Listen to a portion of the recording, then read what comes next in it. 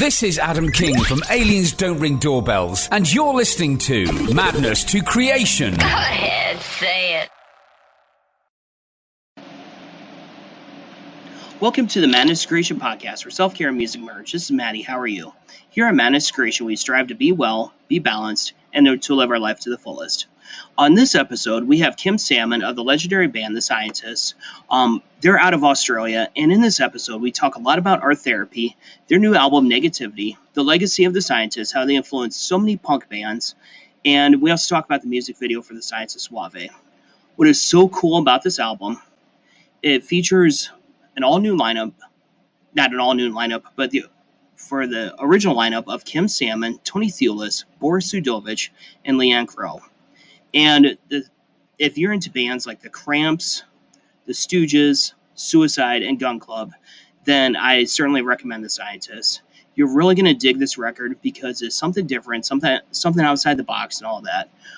I imagine this band as kind of like the Talking Heads mixed with the Stooges doing a mad scientist experiment, and no pun intended there. And they're just a wonderful band to listen to. I really recommend that you check out the Science of Suave video, which I will post on the Madness to Creation website. You can find this podcast on the following platforms: Spotify, Spreaker, SoundCloud, iHeartRadio, YouTube, Geo7, Podchaser, Podcast Addict, and Google Podcasts. And also find The Scientists wherever you find music. And I really recommend that you check out Negativity. And the kind of mental health message for the day is enjoy your art, enjoy life. And on that note, I'm signing out, and have a great day. Welcome to the Madness to Creation podcast for self-care and music merch. This is Maddie. How are you? Here I have with me is Kim Salmon of The Scientists. Kim, how are you doing today? Yeah, I'm pretty good. Thanks, Maddie. Absolutely. How's life? You're based out of Australia, so how's life down there? Oh dear, it's from one day to the next because although we're not strictly in lockdown here in Melbourne at the moment, there's a few cases. I mean, I know that you're probably used to this stuff more than we are, but there's a few cases out there, which means that there's big restrictions. So I've had to cancel about 5 gigs, and I'm supposed to be going to New Zealand with my girlfriend to see her mum, which might be the last chance we get to see her. So, I'm so sorry to hear that. I don't know whether we're going to be able to go because it just depends on New Zealand, their attitude to our cases at the moment. We won't find out until Thursday, so everything is literally up in the air. Yeah, it's just been kind of so rough with COVID and everything like that, and in the United States. Naturally, we're starting to open things up, but it's kind of one of those things we're just kind of like, who knows as well, and like, for example, last Saturday I covered the Buckcherry concert in my home state of Iowa, and there wasn't that many people there because I think people are scared. People are still scared to go to these concerts and stuff. So is there like any fears or like anxieties that you've developed from like COVID or anything like that? No, actually, I look, overall, I think it's been good for my mental health because only because for me, I've stopped worrying about things. I mean, this is a concern for me, this current one, because I would like my girlfriend to see her mum, and that could be very upsetting if something happens. But generally, I've sort of I've given up on worrying about things happening and everything happening quickly. I just sort of think, oh yeah, well, that might happen. Time has kind of stopped for me. That's what it is. And that's been good. Oh, definitely. And what did you learn the most about yourself through lockdown, quarantine, and stuff like that you didn't realize about yourself before? Well, that I was able to sort of not get all worried about time. I used to be a fairly anxious sort of person. I still have got my anxieties, but I tend to think, oh, well, if I cancel a gig, it's not the end of the world, So that's what I've learned. I've learned that I can do work for myself. I can actually, be, I don't have to be that other sort of person. Yeah, exactly. And one thing about this podcast, what generally leads to is, I think part of it is my ADHD tendencies that I tend to have. And I noticed that there's a bunch of paintings, a bunch of like artwork, and you have a couple CD racks, it looks like, on the back. Are you like an artist yourself? Oh yes, and that's what has been good about. All the positive things about the pandemic, but that's what all my life I've been really interested in art, and I actually started studying it. And I always joke in my press releases about scientists or whatever that I went on a gap year and I never came back from it. But what's happened is in the last few years I've started getting serious about painting, and I've had 3 exhibitions since 2018, and the last one was only very recently, and it actually sold. I sold 14 paintings at it. That was about half of the paintings I'd done. Wow. And I had painted all last year.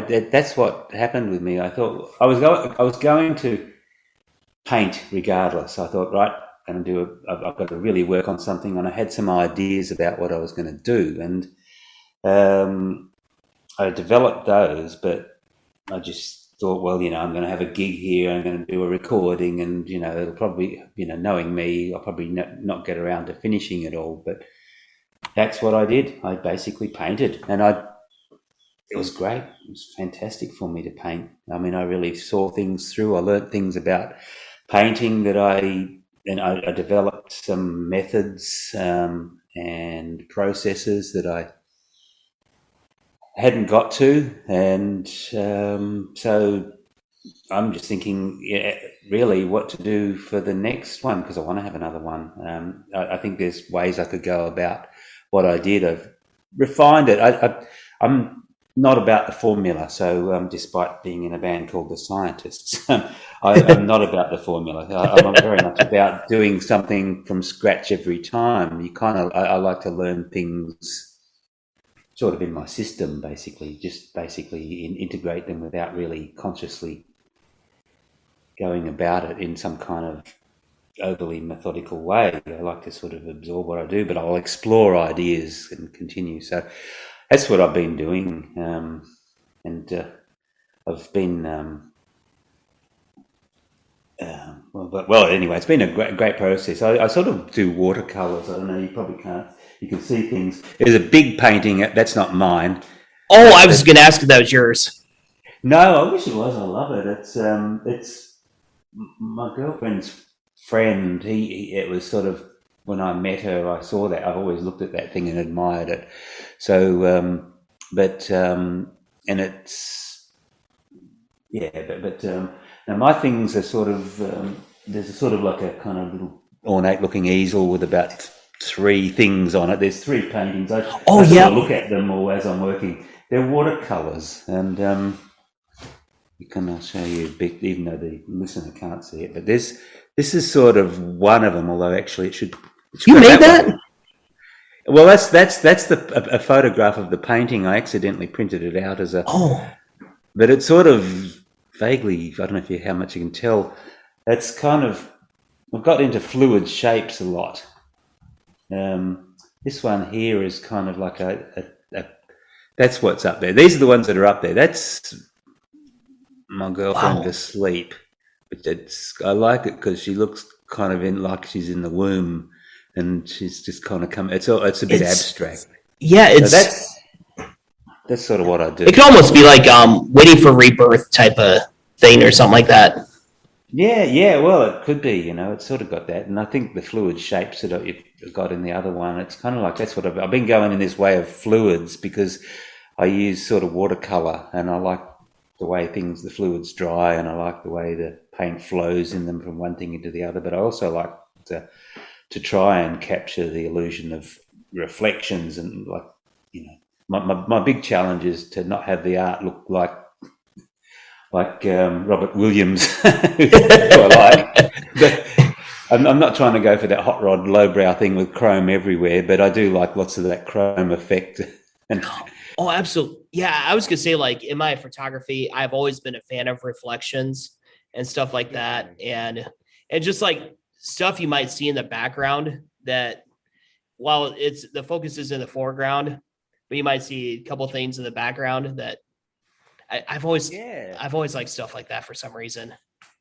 So I think it's one of those things you can't understand. It's just how light works, and you look at it and you look at it. And I know the Impressionists were always looking at light, and I'm looking at more as it's sort of a bit of both. It's a bit of like, this is how people have represented it in art and in comics. So when I say I don't like formulas, I like to use these ways of doing things to create the illusion. But then again, it's just another tool really for me. But it's definitely something tied up with reflections and what you're saying, that you see in photographs. Because I've got photos too that have got water in them, and you can't tell that they're even water. They look like abstract paintings. Oh yeah, those are incredible. Like I remember one time I took a photo like in Montana. It was like around Glacier National Park. I don't know if you've ever been out there in the United States, but like but almost didn't even look real. And like the water was so blue that it didn't even look like water. It looked like the sky actually, and it was just really cool. Yeah, and like, would you consider? I was gonna say, like, with the Scientists, your band. First of all, did I read correctly in the press release that this is the first full length album in 35 years? Yeah, that's right. That's right. Wow. Like, so what'd you do between the 35 years? Well, I've worked under my own name as a musician, and I had a band called Kim Salmon and the Surrealists, which I've still got. I've still got them, and I play in a band. We used to play in a band called the Beasts of Bourbon, and so I just tried to eke out a living as a musician. I teach music, but that's only been a recent thing in the last 10 years. So it's I just basically just try to get by with as little kind of consideration to making a career out of it as possible. I'm not very much about business, unfortunately for me, but it's not just the way I'm wired. So yeah, it kind of makes you a true artist in every sense of the word. And this Friday, you guys are releasing Negativity. And what was the turning point for you four to come back together as a band and to make an album? It's a funny one, isn't it? It's it was sort of like the band kind of imploded back in 1986, and we managed to do this album called The Human Jukebox. And ever since then, it was unspoken. It just wasn't happening. But occasionally something would happen, like somebody would request that we play at a festival, and that was like, there's one, for instance, All Tomorrow's Parties in 2006.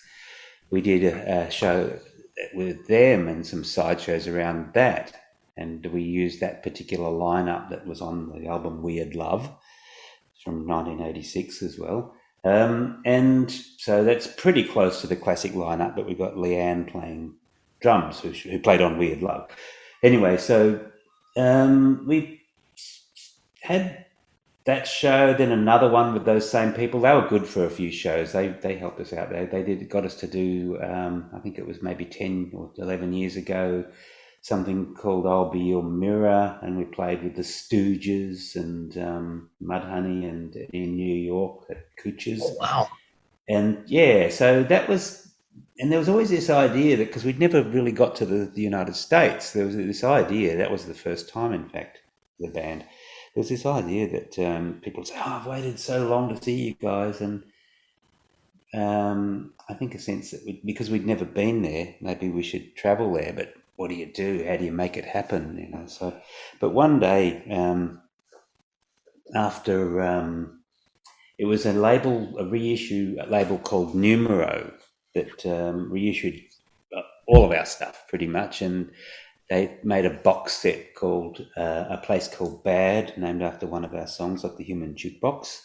And that box set was really well packaged and put out, and that really was the Kickstarter for us doing stuff again, really. And what happened was around 2017, because that was around then that thing happened. Our guitarist Tony, who lives in London, because we're pretty far flung. I mean, Leanne and Boris live up in Sydney, and I'm down here in Melbourne, so we don't get together and jam. It doesn't happen. But Tony, he was over for a holiday and said, "Why don't we maybe do some shows? Seeing as we've got this Numero thing happening." And so we did, and one of our support acts was a guy from the States who plays he plays with Ty Siegel, and he used to play with Bonnie Prince Billy, and he's got his own thing called the Cairo Gang. His name's Emmett Kelly, and he was our support act in Melbourne, and he said, I know so many people who would just love to see you. And I don't think he was really that aware of us. He just knew about us, and he saw our show, and we kind of struck up a friendship, and he was emailing me every week trying to put together a tour, and he did. And so we did a tour of the East Coast and the West Coast in two separate trips. So one was in 2018, one 2019, sorry. Yeah, we did a couple of tours, and he got a visa happening for us to. It's open still till July next year, but of course then COVID happened, but we had managed to record an album, and that's, to cut this big long story short, we decided we'd need something to justify another trip, because having done two trips, and so that they don't all become ever decreasing circles. You have to actually have some reason, something to be promoting, something newsworthy. So that's what the album was about, really. But that's what started it off. But we were very wary of it, because I've always thought reunion albums are usually pretty naff. I'm not a fan of them. So did you guys have to adjust your writing and recording process through COVID or anything like that, or was this all before COVID? It was all before COVID. Okay. We had to adjust our writing process because this is something people don't know or think about, but the scientists, from Blood Red River through till about the Human Jukebox, our thing was minimalism. Even though there was lots of sound going on and a lot of chaos, the musical structures were like ever decreasingly minimal. So ever increasingly minimal. So there'd be like one note, or like the Human Jukebox riff, it's just about 2 or 3 notes, and Rev Head had only 2 notes, and it'd be like 3 chord songs over 2 note riffs, or one chord songs with 2 notes in them, or we're just ever trying to get things as to have as little in them as possible in terms of musical structure. But the thing is, that can never happen, because we had a song back then called Solid Gold Hell, which sounds like it's got 2 or 3 notes in it, but the time signature goes from 3/4 to 6/8 to 5/8. So it's almost like prog rock in the other way. So yeah, you go one way, and then there's these other things going on, and that's a sort of thing that people, the scientists sort of seemed like one thing, but I think it wasn't that way. It's just the way it evolved. It's a little bit. There's a few levels to it, so it's just the way it worked. I think that's how we've kind of managed to keep our music working. And so we in order to have this thing going, I think I used to write all the riffs, and there's so many ways one person can write 2-note riffs, so I handballed that task to Tony. And my thing was, I discovered playing the drums. So because Leanne's is fantastic at doing whatever you want, and she's kind of got the Brett Rickson nuance almost down to a T. So there's nothing in her playing that's unwanted. That's how she got the job. Really, it was because she used to be our tour manageress, and Brett left, and we had all these fantastic drummers come and go, but they all brought musical baggage that kind of was like our antibodies would attack their musical baggage. It'd be like a foreign body, and it never would work. So, and Leanne taught herself to play based on what she'd seen with Brett. She even bought his drum kit, and so when she joined back in '86 or whatever, she was kind of crap, but it sounded like the Scientists. It worked. So she grew and developed with us, and until finally she was able to play everything. But she's not really a muso, but she's definitely one of the band. So I had to kind of she's not a person that jams and does that sort of thing. That's not her impetus to sort of.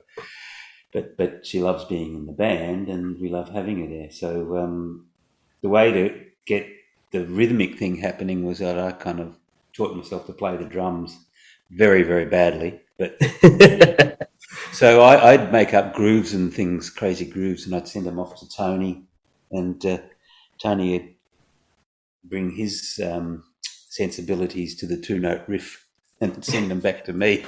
And if it sounded like I could sing on it, we'd have a song. Absolutely. That's how the album worked.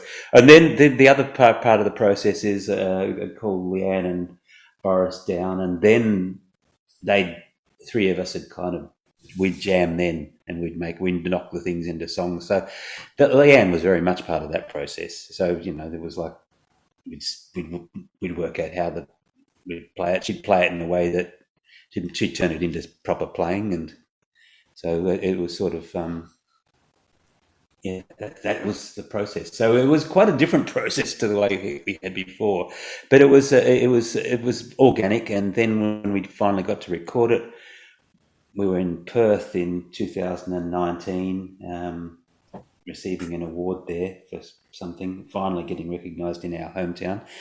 After what was the recognition for? Oh, we were inducted into the WA Music Hall of Fame. So nice. WA, that was nice. Yeah. So we were all in Perth, and we took the opportunity to be in a studio, and we did. That's where we recorded Negativity. Yeah. So should we start like a hashtag or something to get the Scientists into the Cleveland Rock and Roll Hall of Fame? Oh, Cleveland, man, we got to do that. I love Cleveland. I've been there a few times now. Oh, and honestly, it was, I remember in the Surrealists, we came through Cleveland on the way to Detroit, and seriously, I think there was some kind of magnetic grid lines happened there or something, because it was like, I don't recall the band ever rocking like it did that night, and the support band was amazing. It wasn't Big Chief, but it was a band with that kind of vibe, real sort of funk, psychedelic kind of heavy, really heavy rock vibe. Was it Living Color by chance? No, it wasn't Living Color. Wish it was, okay. But no. They're a fantastic band. Yeah, absolutely. Yeah. But what was the guitar player's name? I'm trying to think of his name. Is it Corey Glover? Sorry? Is it Corey Glover? No, wait, it's Vernon Reed. Vernon, yeah, that's it, yeah. Corey's the vocalist. Sorry? Corey's the vocalist. Oh, right, yeah. So, no, they're really good. Because I can remember reading an interview with Vernon saying he didn't sweet pick. And I thought, that's cool, because I don't sweet pick either. An amazing guitarist. I mean, maybe he does now, but I don't know. It's just one of those things. It was for the first time I encountered that phrase, but it's being a music teacher with guitar players. I have to encounter sweet picking quite a lot, more than I want to. But it's really, it's just playing arpeggios super fast, really. But the arpeggios are great, but you don't have to play them at light speed. There's all kinds of ways. But yeah, Vernon, he's really good, and Living Colour are awesome. So, but no, it wasn't them, and I can't remember who it was. But it was just something about Cleveland. There was some real vibe there going on, and it was had a great time. So, and then Detroit was great too. But after the Cleveland experience, it was a little bit of a letdown. I think it was just one of those random things. So, and we played in Cleveland the last time with the Scientists too, and that was a really cool vibe. I can't even remember the name of the gig, but in some basement there. But and the promoter will tear strips off me for not remembering the name of his club. But he was really nice and looked after us, and I remember what a great time we had. So, yeah. Yeah, and speaking of really cool vibes, you guys recently released a music video for the Science of Suave, and I just love the vibe behind the song. Oh, cool. Yeah. There's something about that. I mean, there's a whole bunch of things. It was literally done in a few weeks because we had a video that we'd made before COVID when we were still in town, when all of us were still in the one place, and we recorded Tony miming to some other tracks from the album, and that was one of them. And we thought, well, you never know, we might get to do another video. And then, In the Red was sort of saying like, let's wait till the virus is over and we'll tour you and release the album, and the virus is still going. So we said, let's just put the album out. And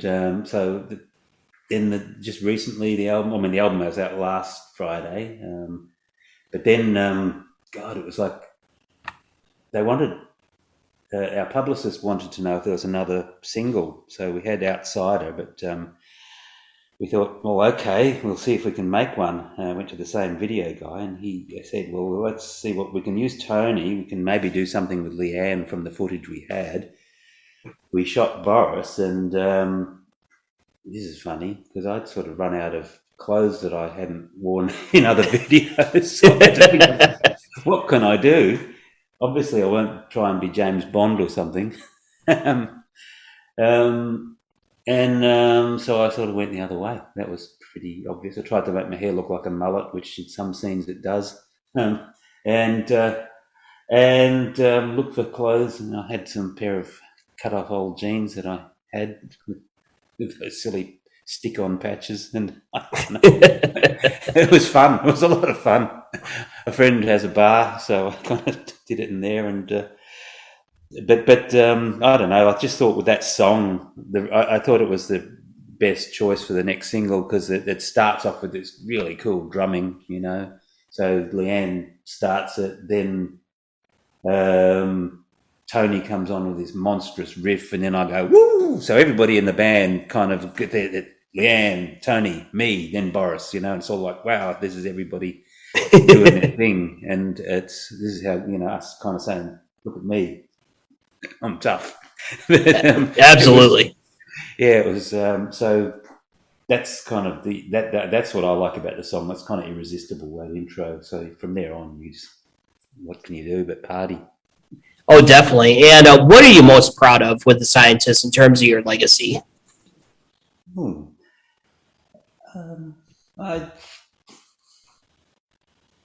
That's a hard one.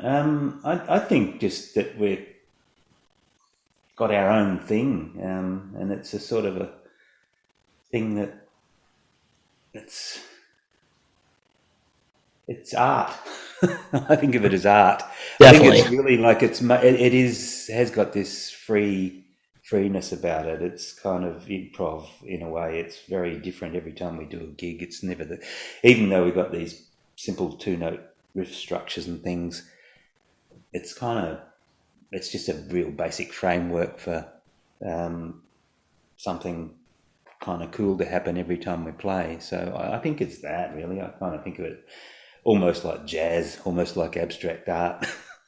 So I suppose that's it. Whatever. I'm not really explaining it very well, but that's sort of what I think of the band like, and at its best, and that's what I'm proud about, that we got that thing, and it's when it's a sort of a conduit for people to be that way themselves, I think. Yeah, I kind of feel like you guys, I don't know if invented art rock is the right thing, but you guys are like definitely pioneers of art rock. Would you agree with that? Well, I would, but when you say hard rock, you kind of think of Roxy Music or Can, or there's a whole lot of things or David Bowie or something. You know what I mean? But Right. no, I do think of us in those terms, but I think it's probably really different for every member of the band. That's just what it is for me, but it's cool. You can project your own things onto it, but. Yeah, and you definitely can't put a label on it, that's for sure. And that's what makes you guys amazing. So yeah, people do, but it's funny. It's we're garage rock, we're punk rock, we're psych rock, we're heavy rock, we're What's the funniest label you've heard with your band?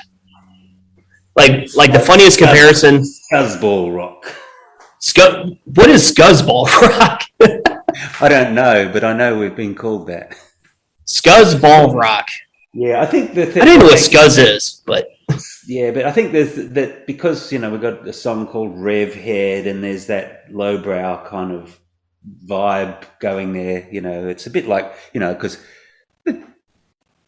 I think I worship the Cramps, but I think of the Cramps has got this definitely lowbrow sort of thing, right? And they've unashamedly courted that stuff, and I think we're sort of in that, and I don't reject any of that stuff. I think it's an aspect of that, but I think we're kind of highbrow too. Yes. I think it's okay. You can be pretentious. yeah, absolutely. This is creating things. Oh, it definitely is. I would agree with that. And are you guys doing like any live streams or have a tour coming up for Negativity? Well, we're talking about it because our European booker just contacted us, and he was wondering about it. And I know we've got our US visa closing off in July, so we could maybe do the things into it. So I think next year, when we get into spring, there's going to be some touring action for us. So I hope. Well, who knows? But like I said before, it's like you can plan stuff, you can put things in place, but if things happen, they do. If they don't, they don't. I'll just get back onto my painting. Oh, definitely. And what else would you like to add in regards to the scientists or negativity that we have not covered? Let me see. I've ticked off that we did it before the pandemic, because I think a lot of people think we did it in the pandemic. I think that's a common thing with 2021 releases. Oh, you must have wrote it during COVID, Yeah, that is very much the case. But, we were always pandemic ready. We knew that's what I'd like to add. We knew there was going to be a pandemic. It was all that we were sort of like Bill Gates. He was always predicting that sort of thing would happen. We knew it. We knew. So yeah, he had the windows to see that. Don't blame us for it. We didn't do it. It was not. It wasn't in a scientist's lab. Yeah. Bill Gates had the windows to do it. Yeah. Sorry, bad joke. No, that's all right. That's okay. But oh God, that's that. Gosh, I don't know. I haven't. I'm kind of blown away that I'm here talking about this album. I'm looking at the way it's being received. It's kind of like it is in this situation that we sort of seem to be doing well. I don't know. We'll see how it goes. So I don't know what I've got to add to that. I think I probably haven't covered it, but it's been really fun this last week. Suddenly it's all hatched out and we're talking about it. Absolutely, it's got to feel good, especially after 35 years. Yeah. I can't wait to see it in person because I haven't even got one right now. It's funny. Really? Well, it's Larry just sent them out about a week ago. He got them in the mail, and Tony over in London got a copy last. I found out that he had a copy last night. And I thought because Leanne's name came up first, I thought it was Leanne, and I kind of emailed them all, said, "Leanne, you cow, how come you got it?" And I didn't get mine. And then I realised it wasn't Leanne.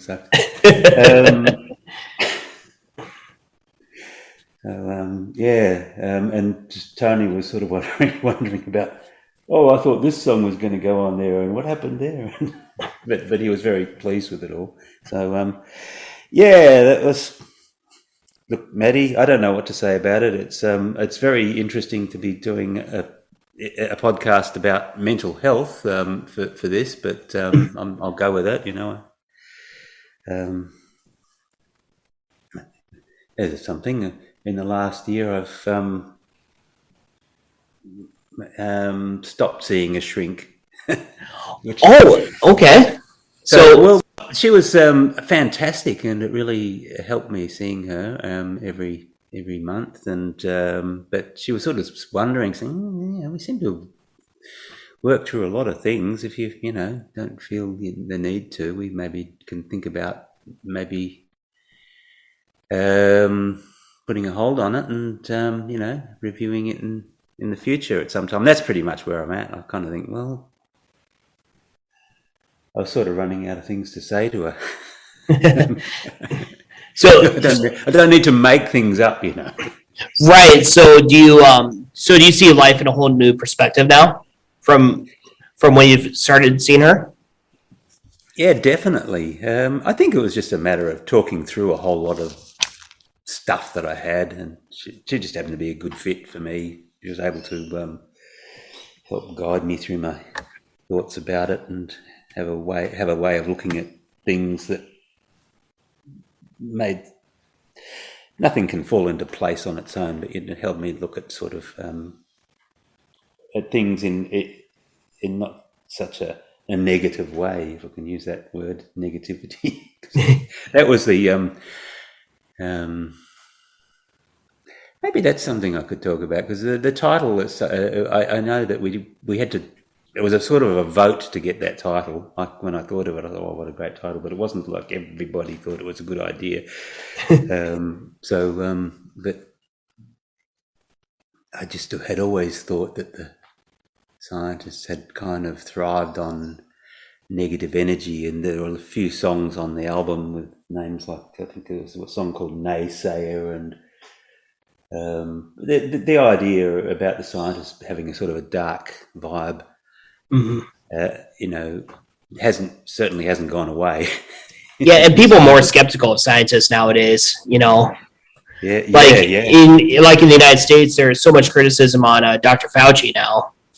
Because everybody's saying like how he's contradicting himself, but he said this in June, and Dr. Fauci is like, I'm literally going by what the data says, and it's hard. Yeah, I think nobody really knows anything. That's the problem. Right. Look, I'm okay. I'm okay with science. I think it's kind of good because I do think you always have to understand that science is about exploring things, and it's a methodology of doing it, and it's changed throughout the eons, really. And but to explore knowledge and find out things through experiment, I think it's a good thing. I think we've come there. Yeah, and sometimes it's trial and error too, and very much. So. I mean, that's what the scientific method is, You think about it, and you're always reevaluating, and you're always looking at things. Nothing is actually quantified in true science. Not to call it true science is even a misnomer. But but I'm, as our discussion has probably indicated, I'm more of an art sort of person than a science person, even though I'm in the scientists. Yeah. So, where can we find the scientists? On Facebook? Do you guys have Facebook, Instagram? Well, I'm the only one on social media.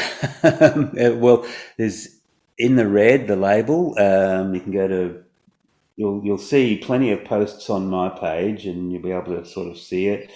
So if you go to In the Red, also I think on Spotify and all of those platforms, if you go to your local record store and get it on vinyl, and you'll probably get to see it before I get to see it. That's just wild to think about. I thought you guys always got the first copy, Well, that's how it used to be. But when you're on an overseas label and you're doing things kind of the way we've had to do it can be different. I think it's kind of cool, Oh, I better go down and buy a copy of my record. I might actually go for a walk to my local record store and have a look at a copy, see if they've got one. Oh yeah, that would be such a good time, and I hope you get to find a copy of it. That'd be really cool. Yeah, I'll see if I'll buy it and I'll send Larry the bill. Yeah, exactly. That's what you should do. Exactly. So Kim, it was so much fun talking to you for the Madness Creation podcast, and you have an open door anytime you want to come back. So thank you so much. Hey man, it's been an absolute buzz talking to you, Maddie. So yeah, soon. Yeah, absolutely, and good luck with everything in Australia. Okay, thanks, mate. All right. Good luck with your show. Be safe. See ya. Bye. Bye-bye.